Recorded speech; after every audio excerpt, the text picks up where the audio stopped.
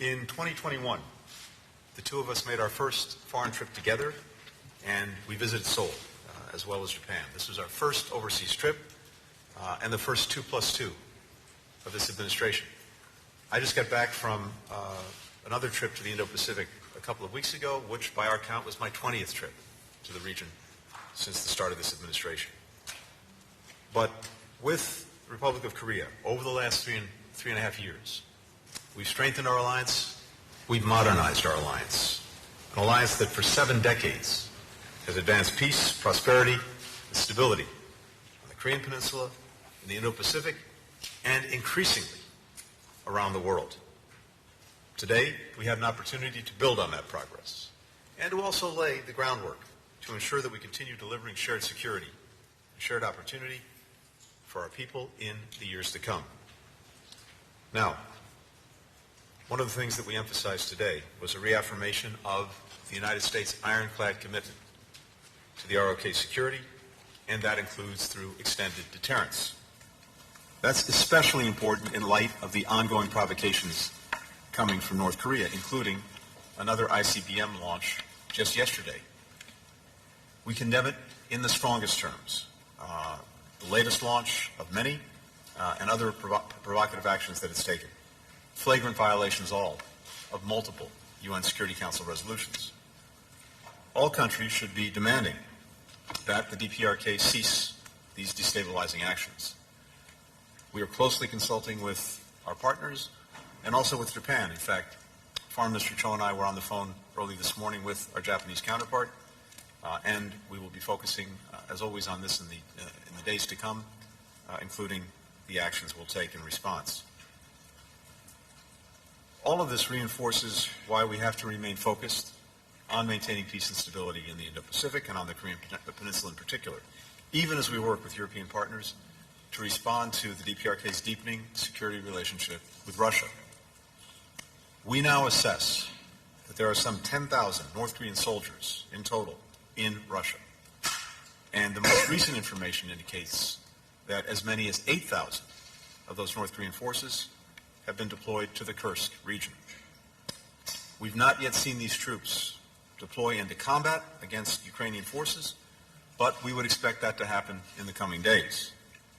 Russia has been training DPRK soldiers in artillery, UAVs, basic infantry operations, including trench clearing, indicating that they fully intend to use these forces in frontline operations.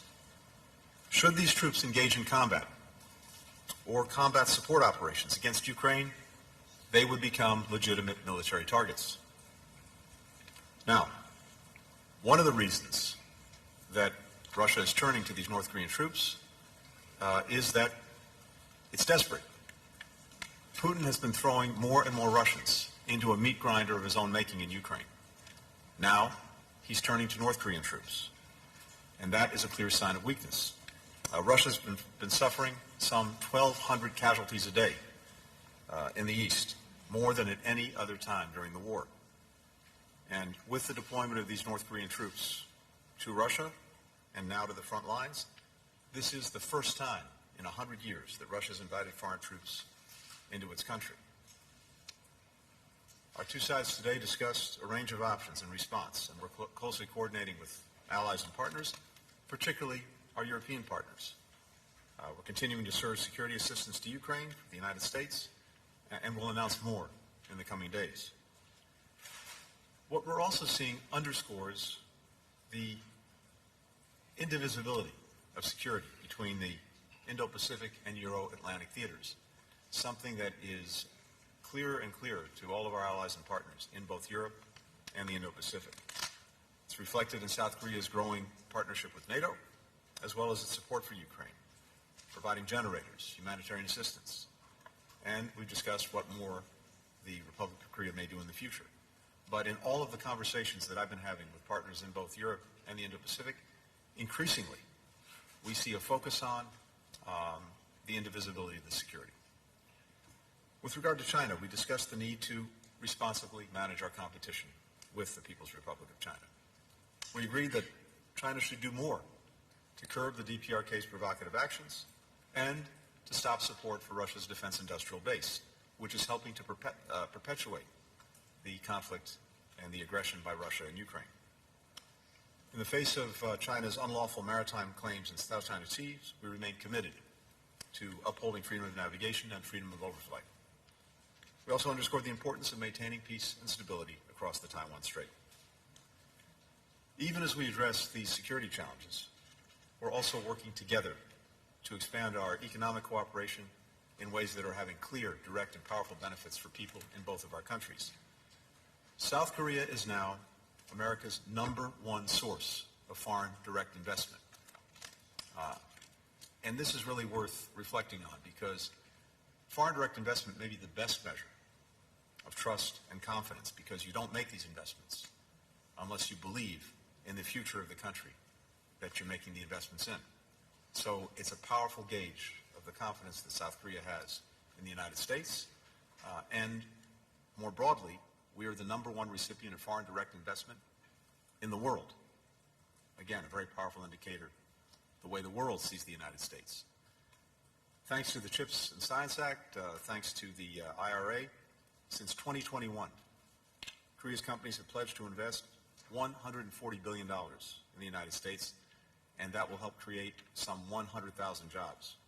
And those jobs will be in the industries of the future. We're now Korea's second largest investor. Together, we're advancing a shared economic vision for the Indo-Pacific and actually for the world. These goals are bolstered by growing trilateral cooperation with Japan, building on the historic Camp David summit that President Biden convened and hosted. And we look forward to another trilateral summit at the earliest opportunity. I mentioned at the start that Korea is increasingly a powerful and consequential leader around the world, a global pivotal state. It hosted the Summit for Democracy in March. We look forward to Korea hosting APEC next year. And together, we are working to uphold the rules-based international order, the UN, right now in the Security Council, where Korea is a member. Our alliance is continuing to do what it does best, which is deliver real results for our people, real benefits for Americans and for Koreans, and we're grateful for the strong bipartisan support that we enjoy in Congress for the alliance. President Yoon has said that the United States and Korea are marching together toward the future. Today, it's another reflection of the work that we're doing together, the fact that we are joined together in building a better, more secure, more prosperous future for all of our people. Thank you.